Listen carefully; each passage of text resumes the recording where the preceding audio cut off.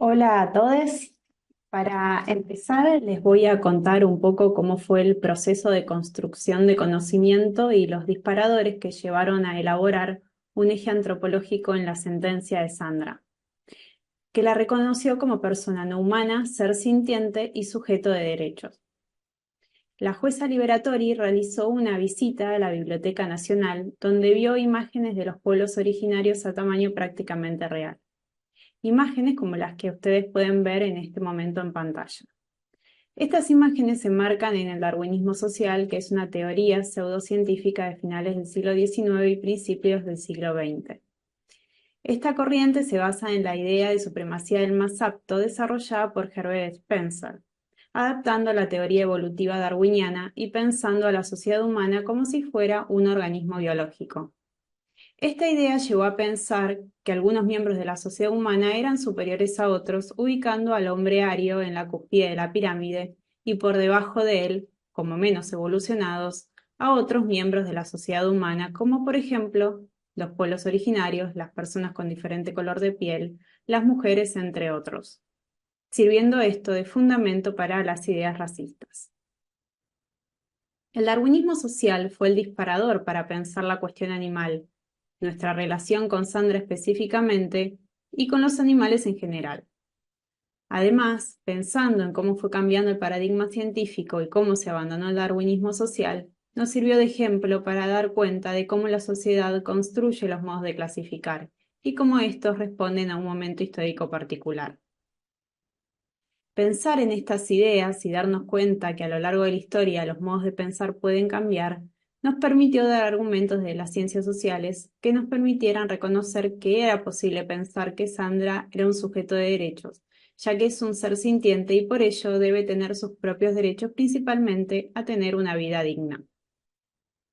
Pero el contexto no era del todo favorable para introducir esta idea. Tal es así que basta ver las presentaciones del gobierno de la Ciudad de Buenos Aires en el expediente para darse cuenta que ellos no eran receptivos a este modo de ver a Sandra. Hasta el dictado de la sentencia, el gobierno de la Ciudad de Buenos Aires dijo que Sandra era una mona, una cosa, que era, pero que no existía. Y lamentablemente no son los únicos. En la sentencia se introdujeron conceptos que argumentaban que era posible vincularse y pensar a los demás animales de una manera diferente a la comúnmente aceptada o considerada natural. De esta manera, haber reconocido que Sandra era una persona no humana significaba una ruptura con el pensamiento naturalizado. Se estaba introduciendo un pensamiento deconstructivo. Considero que esta categoría genera una ruptura mayor con el pensamiento normalizado, dado que se asimila persona con humano. La imagen que estamos viendo da cuenta de cómo nos podemos desarmar y de esta manera ver de qué modo nos entendemos y podemos deconstruir. Como señala Émile Durkheim, sociólogo francés, las categorías sociales son nociones esenciales que dominan toda nuestra vida intelectual. Son sólidos marcos que delimitan el pensamiento. Dichos marcos de entendimiento son producidos colectivamente. Al individuo le antecede un mundo conceptualizado, clasificado y organizado previamente. Durkheim advierte que justamente al ser sociales, junto con los procesos históricos por los que atraviesan, las categorías varían de acuerdo a los sistemas socioculturales que las engendran. Dando cuenta de esto, se explicó que las formas de pensar el mundo que nos rodean son construcciones sociales hijas de un tiempo y un lugar particular. Estos procesos de cambio conllevan atravesar un camino de construcción que no es automático. Y al ser marcos de entendimiento, es decir, que a través de ellos, de las categorías, entendemos el mundo, esto no se cambia una manera de ver el mundo que nos rodea de un día para el otro. Por ello, cambiar el modo en que entendemos el mundo no es algo simple, sino que para darse estos cambios, que son numerosos, son muchos los elementos que deben ponerse en juego para que ello suceda y no siempre son los mismos. Jacques Derrida, filósofo francés, desarrolló la noción de deconstrucción, como ya les mencionó la jueza liberatoria hace un rato en otra clase. Derrida sostiene que no hay nada por fuera del texto, es decir, que todo está mediado por el lenguaje. Por lo tanto, es una construcción humana. Nada hay fuera del texto, y si lo hay, no puede ser nada para las formas de conocimiento nuestras. Las imágenes que podemos ver en pantalla de planeta y cebra formada por palabras pueden ser una forma más visual de entender esta noción de que todo está construido por el lenguaje.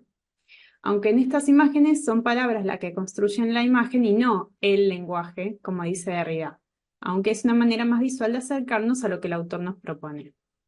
Lo que señala Derrida se puede pensar en relación del derecho con la justicia. Todo sistema de derecho es deconstruible, pero la justicia es indeconstruible. Todo derecho es deconstruible cuando mostramos sus intereses, decisiones y arbitrariedades. La justicia en términos absolutos es imposible. Es imposible ya que no se pueden conciliar todos los puntos de vista. También hay una frase de Thomas Piketty que nos acerca a esta idea que estamos desarrollando. Y él dice, la realidad es mucho más cambiante, está en perpetua reconstrucción, es fruto de equilibrios de poder, compromisos institucionales y ramificaciones inacabadas.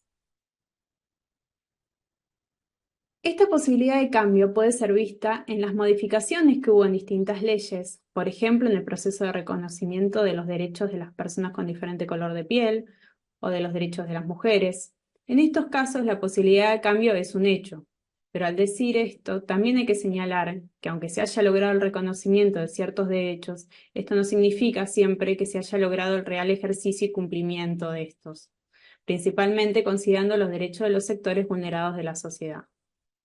Al respecto, las filósofas Judith Butler y Monica Cragnolini analizan las maneras en que los humanos nos pensamos y cómo pensamos al otro.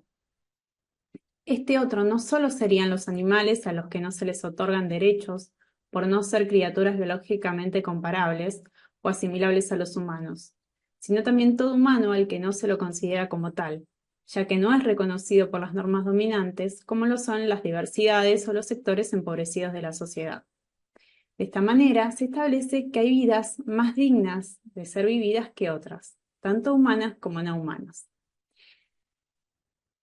También sostenemos que otra manera de relacionarnos con nuestro entorno y con los seres que lo habitan es posible.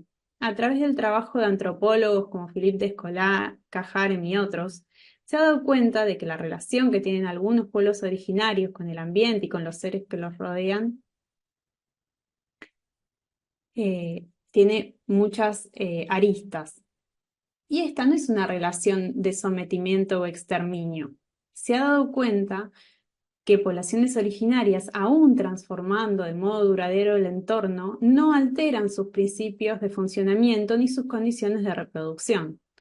Hay comunidades que señalan que hay una responsabilidad de los humanos hacia el medio ambiente y una interdependencia de la naturaleza y la sociedad. Ellos sostienen que se debe mantener y reproducir la totalidad interconectada de los seres que constituyen el mundo viviente. Y con esto no queremos idealizar los modos de vida que tienen algunas etnias, ya que cada una tiene sus propias complejidades. Mencionamos solo este aspecto de estas sociedades para dar cuenta que otras maneras de relacionarnos con el ambiente y los seres que lo habitan es posible. En la sentencia se dijo, el derecho, como toda categoría y modo de clasificar y ordenar la vida cotidiana, es una construcción social. Partiendo de esta base, sostenemos que quienes deben ser los beneficiarios de ciertos derechos y quienes no, es un aspecto que puede ser modificado. De esta manera, relacionando y dando cuenta del contexto que da sentido a los modos de pensar, podemos ir desentrañando por qué pensamos de la manera en que lo hacemos. Y ahora, repensando en otros aportes que se ven reflejados en la sentencia con la incorporación de otros saberes, en el expediente hubo momentos de interacción interdisciplinaria y multidisciplinaria que ya lo han mencionado en otras clases de esta unidad, tanto la Isa Liberator y la doctora Villarino también lo hizo la doctora Fernández. El aporte de disciplinas distintas al derecho ayudó a conocer cuál era el estado de Sandra y cómo se le podía otorgar una vida más digna, además de aportar argumentos a las decisiones que se fueron tomando a lo largo del expediente. Durante el proceso que atravesó el juicio, se tuvieron en cuenta saberes de disciplinas tales como las ciencias veterinarias, la etología, biología, primatología, antropología, filosofía y derecho. La interdisciplinariedad se vio y se dio en los informes elaborados por los Amici Curiae. Allí se complementaron saberes veterinarios, biológicos, etológicos y primatológicos para coincidir en informes unificados en las diferentes evaluaciones que se presentaron. Acá en el diagrama que tienen en pantalla pueden ver esta intersección y cómo esa intersección dio fruto a los informes. Se generaron 6 informes antes de la sentencia entre los elaborados por los Amici Curiae nacionales e internacionales. Y se realizaron 3 informes luego de la sentencia, que determinaron cuál era el estado de salud desde una perspectiva amplia de Sandra, los cuales permitieron pensar que trasladar a Sandra era la mejor opción para que ella tenga una vida digna. Además, se contó con las audiencias vía Skype, donde los Amici Curiae internacionales expusieron sus saberes y recomendaciones para Sandra, y luego de la sentencia también estuvieron los análisis clínicos, que ya les comentaron exhaustivamente en otras clases, similares a los que se le iban a realizar a Sandra en Estados Unidos para tratar de minimizar los riesgos al momento del traslado. Antes de la sentencia, los informes permitieron que el recinto de Sandra en el zoológico mejore mientras se seguía analizando qué era lo mejor para ella.